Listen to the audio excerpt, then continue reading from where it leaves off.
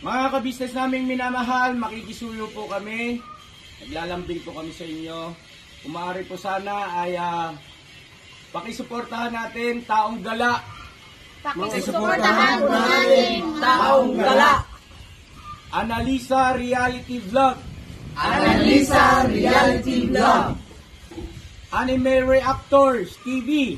Anime Reactors TV. Alminda Cariaga Mix Vlog. Alminda Cariaga Mix Vlog. Ma'am Fleurs Channel. Ma'am Fleurs Channel. Densyak TV. Densyak TV. PLC Katangay Vlog. PLC Katangay Vlog. Kalingap Turak. Kalingap Turak. Alright? Alright. Bira. Bira. Support po natin mga kabisnes naming minamahal. Nagpaalam po sila. At ayan, mga reactors po yung karamihan dyan. At ito naman si Densyak TV ay solid ka business po yan na nasa abroad. At sponsor din po natin. No? Thank you so much po. God bless sa ating lahat. Mga kabisnes, baka samantalahin ko itong pagkakataon na to. Kung po pwede po sana, lalambing ako sa inyo. Supportahan niyo po yung Anime Reactors TV. Solid ka business po yan. Tapos ano po kasi siya, bedridden na po mga ka-business. So sa pamamagitan ng pagbablog, awa ng Diyos nga, na-monetize na siya. Nagkakaroon siya ng kaunting revenue. Kaya lang maliliit lang kasi yung views niya. Baka pwede po suportahan natin si Anime Reactors TV. Yan. Pero bedridden na po siya. Kaya mapapansin nyo yung at least na mukha niya, pinapakita niya. Cartoon character. Portahan po natin yan, Anime Reactors TV.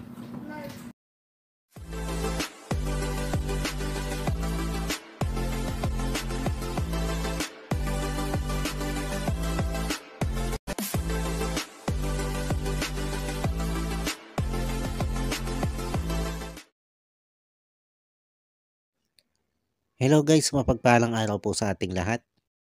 Narito pong muli ang inyong lingkod, Anime Reactors TV. At sa mga hindi pa po nakaka-subscribe dyan sa aking munting channel, ay baka pwede naman pong makipindot na po na subscribe button. At makilike and share na rin po ng aking mga video. At patuloy din po natin suportahan ang Mag-amang Ka-Business Official at Papa Dins TV. At ganun din po yung kanilang second YouTube channel na Ka-Business Family, na kung saan ay ang 3M nga po ng Ka-Business Family ang nagbablog dito. Yun, panibagong araw, panibagong reaction ulit tayo guys. At for today's video po ay gawan po natin ng reaction itong biglaang pag-alis nitong sila Kuya Jonathan at Nanay Marita. Dito nga po sa kanilang tinitirhang bahay na kung saan ay inuupakan nitong sila ka-business. At ang dahilan nga daw po ng gusto nilang pag-alis dito ay dahil daw sa hindi daw sila masaya dito sa bahay na ito. At ang gusto nila ay bumalik doon sa dati nilang tinitirhang lugar. Doon nga po sa Camarin Kiko. At ang biglaang pagdidesisyong ito nila Kuya Jonathan at Nanay Marita ay ikinagulat nitong si Ka-Business.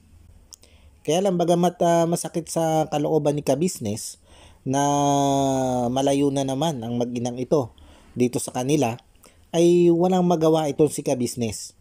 Dahil kung matatanda natin guys, ay may ilang beses na itong si Kuya Jonathan ay nagsabi dito kay Ka-Business na irespeto at igalang yung kanilang karapatan na mag-ina.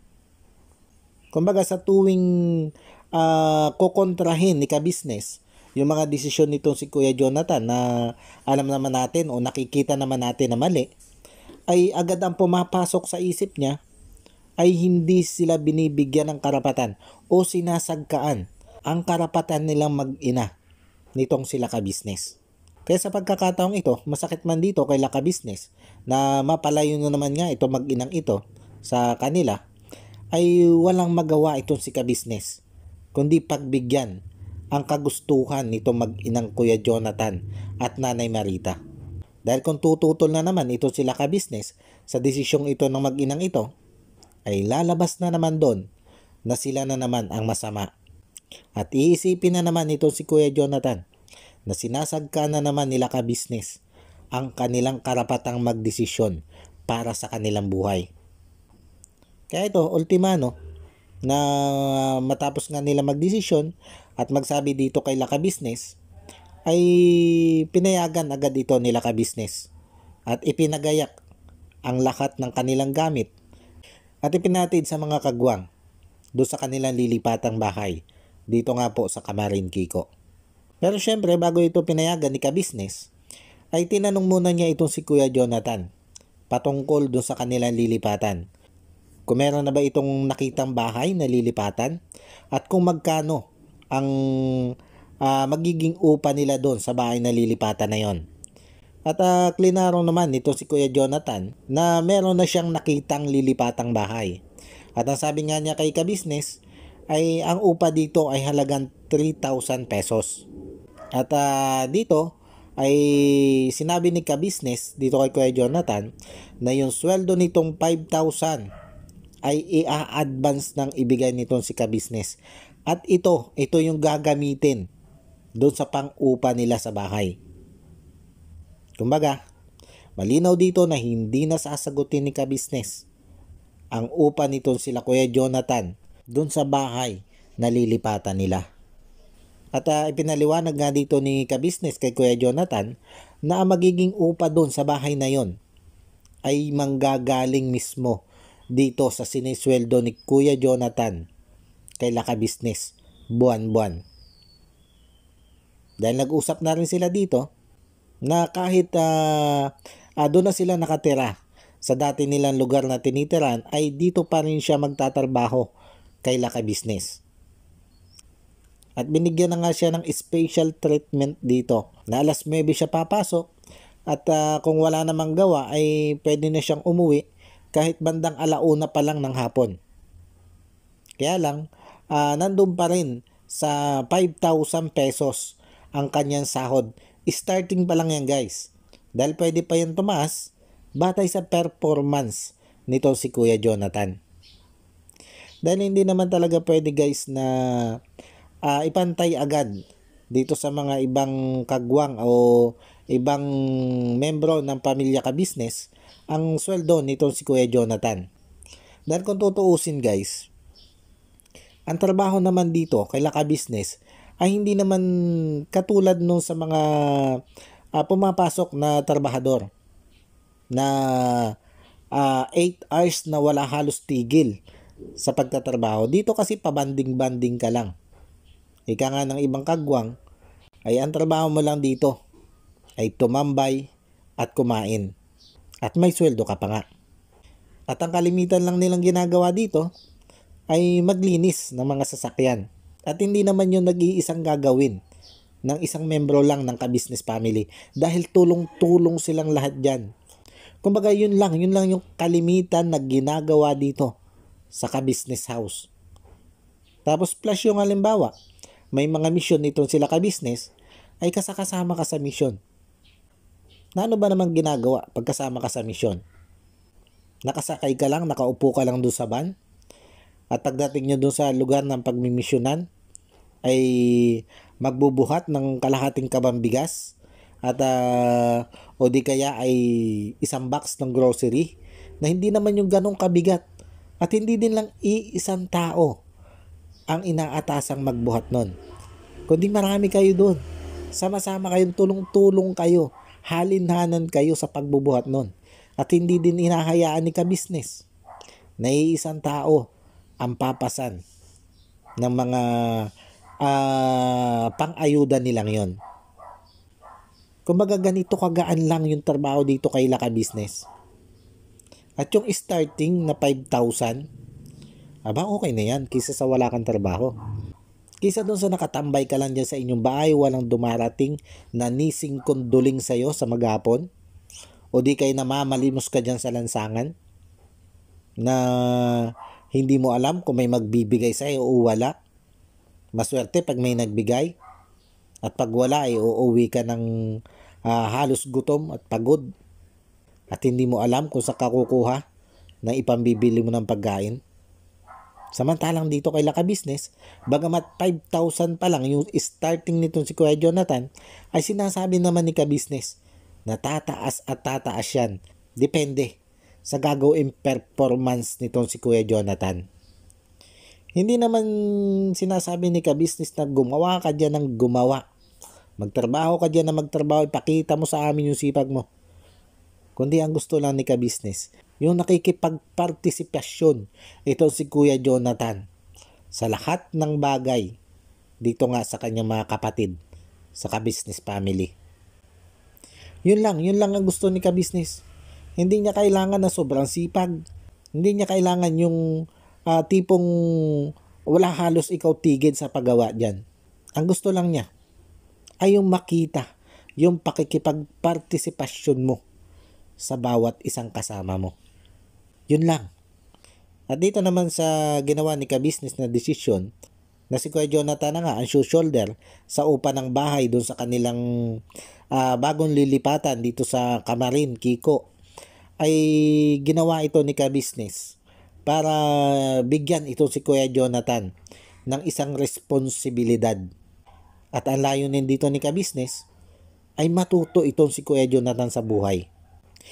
Para sa akin, itong desisyong ito ni Ka-Business ay napakaganda. Dahil dito ay malalaman ni Kuya Jonathan kung gaano kahirap bumuhay ng isang pamilya. At ang isang maganda pa dito para sa akin ay para malaman nito si Kuya Jonathan kung ano yung kaibahan nang sila'y nandito kay Laka Business at wala silang binabayarang bahay, tubig, ilaw, at maging ang pagkain nila ay sagot lahat nila Ka-Business. Samantala ngayon ay shoulder niya ang pagbabayad niya ng bahay, ng kuryente at tubig.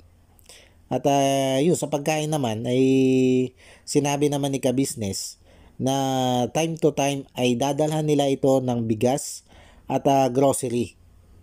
Pero syempre, iba pa rin nung sila nandito kay Laka Business na kung ano yung kinakain nila Ka-Business ay yun din yung kinakain nila. Pero ngayon, kung gusto nilang kumain ng masarap ay kailangan nilang bumili, mag-provide at magluto ng masarap na ulam na gusto nilang kainin. Samantalang dito kay Laka Business, sasandok na lang sila. At ito nga si Nanay Marita ay may nag-aalaga. At yan nga ay ang 3Ms. Ay dito sa bago nilang lilipatan ay shoulder na naman ni Kuya Jonathan ang pag-aalaga dito kay Nanay Marita. At yun nga, matapos na maibigay nito si Mrs. Ka-Business yung halagang 5,000 na advance sweldo nito si Kuya Jonathan, ay nagpasya na itong si Ka-Business na ipahatid na itong si Kuya Jonathan at itong si Nanay Marita doon sa sinasabi ni Kuya Jonathan na bahay nilang lilipatan. At binilinan din ni Ka-Business itong sila Intoy o ang mga kagwang na maghahatid dito kay Kuya Jonathan na lahat ng gamit nitong si Kuya Jonathan o nila Kuya Jonathan ay sikaping maikargan lahat. Dahil once nga na may iwan dito kahit na maliit na bagay, ay babalik at babalikan nitong si Kuya Jonathan at kukulitin sila para kuhanin ito. At yun naman nga yung ginawa nila Intoy. Lahat ng gamit nila Kuya Jonathan, mula sa pinakamalaki hanggang sa maliit na gamit, ay binitbit nilang lahat. At pinasigurado nitong sila Intoy dito kay Kuya Jonathan kung nadala nga ba lahat ang kanilang mga gamit. At umukay naman dito si Kuya Jonathan. At nitong dating nila dito sa Kiko, ay nung tanongin ito ni Intoy kung asan yung bahay na kanilang lilipatan, ay dito na nagka-leche-leche. Dahil hindi pa pala ito settle. At hindi pa pala nakakausap ni Kuya Jonathan yung may-ari ng bahay na sinasabi niya. Kaya pumunta muna sila dito kay Ate Irene. At pagdating dito kay Ate Irene, ay maging si Ate Irene nga ay nagulat sa biglaang paglilipat nitong sila Kuya Jonathan. At nakita nga natin sa reaksyon nito si Ate Irene na pati itong si Ate Irene ay tila namumroblema na naman dito sa mag-inang Kuya Jonathan at Nanay Marita. Ika nga nito ay napakaayos na ng tayo nyo doon. At maging siya nga daw ay kampante na dahil napakaayos na nga na nakikita niyang tayo nitong mag-inang Kuya Jonathan at Nanay Marita dito kay Laka Business. Tapos eto, nagpabigla-bigla nga ng desisyon na mag-ina na ito na lumipat na naman dito sa lugar nila. At yun nga, dahil sa yung tinutukoy palang bahay nito si Kuya Jonathan ay may nakatira ng iba. Kaya doon pa lang sa oras na yon ay naghagilap na ulit sila na matitirang bahay nito sila Kuya Jonathan. Buti na nga lang itong isang kapitbahay nila Kuya Jonathan na may-ari din ng paupahan ay may isang bahay na bakante na pinapaupahan. Pero dito ay tila ba ayaw ni Kuya Jonathan sa bahay na ito. Dahil para sa kanya ay kulob daw dito. Kaya lang nakita naman natin sa reaksyon nitong si Nanay Marita na talagang desidido siya na dito na lang tumira. At sa haba-haba ng diskusyon ay itong bahay pa rin na una nilang tiningnan ang kanilang lilipatan. Kaya dito hinakot na nila Intoy at nila Bay Papaya o ng buong team na kasama dito sa paglilipat nila Kuya Jonathan, yung mga gamit nila Kuya Jonathan papunta nga dito sa bahay na uupahan nila. At dito nung bayaran na ni Kuya Jonathan ang down payment dito sa bahay na nagkakalaga ng 7,000 dahil ang upahan pala dito ay 3,500. Pero sabi naman ng may-ari ay gagawin na lang yan 3,000. Kaya lang 7,000 yung kanyang hiningi dito kay Kuya Jonathan dahil yung 1,000 ay ipagpapagawa niya ng rampa para yung wheelchair ay makapasok dun sa loob ng bahay. Pero sa mga susunod na bayaran ay 3,000 na lang ang babayadan ni Kuya Jonathan. At matapos nga pong bayadan itong si Kuya Jonathan, yung upa dito sa bahay ay dito ay naglabas siya ng kanyang saloobin. At ang sabi nga niya ay akala niya sila ka-business pa rin ang mag-uupa ng kanilang bahay na tutuluyan. At sa naging pahayag naman ito ni Kuya Jonathan ay ipinaliwanag agad dito ni Intoy. Kumbaga ipinaliwanag dito ni Intoy na ito yung consequence ng ginawa niyong pabigla-biglang paglipat. At ang purpose din dito sa ganitong idea ni ka-business ay para nga turuan ito si Kuya Jonathan na magkaroon ng responsibilidad. At ito nga ay ang pagbabayad niya ng upa dito sa bahay, maging ang kuryente, tubig ay siya na yung magbabayad. Pero kahit anong paliwanag naman kasi dito kay Kuya Jonathan ay alam naman natin na kung ano yung nasa utak niya ay yun pa rin yung papadiwalaan niya. Nakita ko naman sa naging reaction nito hanggang sa nung huli na bago umalis itong sila Intoy ay hindi niya nauunawaan yung layunin ni ka-business na siya ay bigyan ng responsibilidad. At ang sinasabi nga dito ni Kuya Jonathan ay tila wala din daw mangyayari doon sa kanyang pinaghihirapan o paghihirapang pagtatrabaho dito kay Laka Business. Pero kung sa katulad natin na normal mag-isip, ay masasabi natin na may patutunguhan yung ating pinaghihirapan. At ito nga, yung obligasyon nating pagbabayad sa renta ng ating tinutuluyang bahay.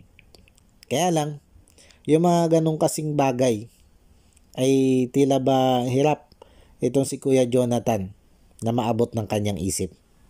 Kaya para sa kanya, ay tila walang mangyayari doon sa kanyang pinaghihirapan o paghihirapang trabaho dito kay Laka Business.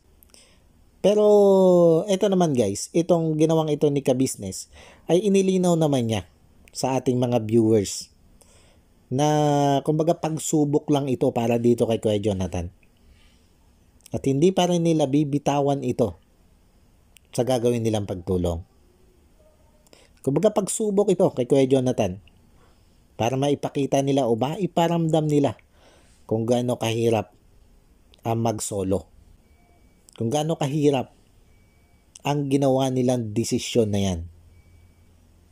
At para sa akin maganda yan, para matauhan sana itong si Kuya Jonathan. Maisip man lang sana niya kung ano yung laki ng pagkakaiba nang nandito sila kay Laka Business na wala nga silang pinoproblema dito sa pang-upa sa bahay, sa pambayad sa bill ng kuryente, tubig, at maging yung pagkain nga nila ay hindi na nila po problemahin. At dito nga, kay Laka Business, ay makakakain sila ng masasarap at masusustansya. Kumpara ngayon, na lumipat sila, na kung ano lang yung nando sa kanila, ayun lang yung kakainin nila. At marahil kalimitan dyan ay noodles at dilata. At kung gusto nga nila na makatikim ng iba-ibang ulam, ng masarap-sarap na ulam, ay kailangan nga nilang bumili. At galing yon sa kanyang pera. Samantalang nung nandito sila kay Laka Business, ay kahit anong kainin nila ka business, ay nakakain din nila. At naaasikaso pa nga ng maayos itong si Nanay Marita. Dahil nakita naman natin kung paano asikasuhin ng 3Ms itong si Nanay Marita. Mula sa pagliligo hanggang sa pagpapakain.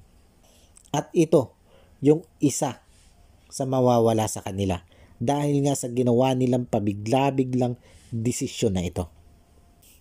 Sana nga lang matuto na ito si Kuya Jonathan dito sa naging desisyon nilang ito.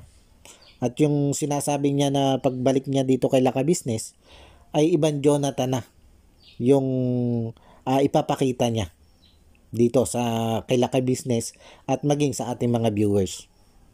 Sana magkatotoo yun. Sana tuluyan na siya magbago. At sana ma-realize na niya ang lahat ng kanyang pagkakamali. At sana ay matuto na siya talaga sa kung paano mabuhay at magdesisyon ng tama. Dahil sa tingin ko naman, ngayon pa lang, ay nararamdaman na niya kung ano yung consequence sa ginawa nilang pabigla-biglang desisyong ito. Dahil ramdam na nila ngayon kung ano yung malaking nawala sa kanila. Oo, nasunod nga. Yung sinasabi nilang maligaya sila dito, masaya sila dito sa lugar na ito, tulad nung sinasabi nila. Pero ano ba yung malaking nawala sa kanila? Na kung tutuusin, kung binuksan lang niya yung kanyang isip at natuto lang siya mag-adjust sa lugar, ay napakalaki na sanang oportunidad itong ibinigay na ito sa kanila ni ka-business. At yung pangarap niyang lupa at bahay, ay kung tutuusin, kayang-kayang ibigay yun sa kanya ni ka-business. Ang iniintay nga lang ni ka-business dito ay yung makitaan itong si Kuya Jonathan ng improvement. Kumbaga hindi naman niya pwedeng ibigay na lang ng basta-basta yung inaangad niya nito si Kuya Jonathan na lupa't bahay. Kumbaga gusto muna ni ka-business na makitaan niya itong si Kuya Jonathan ng pagbabago sa kanyang sarili. At kung makikita nga niya na ito si Kuya Jonathan ay may pagkaresponsable na, ay madali na lang sa kanya na tuparin ang pangarap nito si Kuya Jonathan na lupa't bahay. Pero kung ibibigay agad niya yung pangarap ni Kuya Jonathan na lupa't bahay, ay paano niya matuturuan ito si Kuya Jonathan na maging responsable sa buhay? Kumbaga ang gusto nito si ka-business, itong lupa't bahay na pinapangarap ni Kuya Jonathan ay gawin niyang reward para sa gagawing pagbabago nitong si Kuya Jonathan. At ito, sa ginawa ng paglipat nito sila Kuya Jonathan at Nanay Marita dito sa dati nilang lugar na tinitiran, ay dito natin makikita kung talagang ito nga ba si Kuya Jonathan ay magiging responsable na dito sa kanya sarili o dito sa kanilang mag-ina. At sigurado naman na pag nakita ni ka-business na talagang nagbago ito si Kuya Jonathan at naging responsable na nga sa pagpapatakbo ng buhay nila mag-ina, ay alam naman natin na ang pangarap nitong si Kuya Jonathan na lupa't bahay, sigurado yan. Siguradong ibibigay at ibibigay yan nitong sila ka-business. Hindi na niya ito pababayaan kahit kailan. Yan ang binitawang pangako nitong si ka-business sa ating Panginoon. At 100% yan o higit pa sa 100% na tutuparin at tutuparin yan nitong sila ka-business. Kahit pa gaano kapasaway ang gawin nito si Kuya Jonathan at Nanay Marita. Yun guys, paano po? Sana po ay nagustuhan nyo po itong aking reaction video na to. At abangan po natin ang mga susunod pang pangyayari o yugto ng buhay na tatakakin na mag-inang ito na si Nanay Marita nga at Kuya Jonathan at kung papaano ito i-handle nitong si ka-business. At yun, bago po tayo magtapos guys, ay gusto ko muna pong i-shout out itong si Ma'am Nerissa ng New Jersey. Shout out po sa inyo ma'am. At wala po akong sawang magpapasalamat sa patuloy nyo pong pagsuporta at walang sawa nyo pong panonood sa aking mga video. God bless po sa inyo ma'am at lagi po kayo mag-iingat dyan. At shout out din po dito sa lagi kong nakikita sa aking comment section na supporters ko din. Itong si Ma'am Naginagi. Shout out po sa inyo ma'am. Maraming salamat po sa patuloy nyo pong pag-subaybay sa aking mga upload video. At God bless din po sa inyo.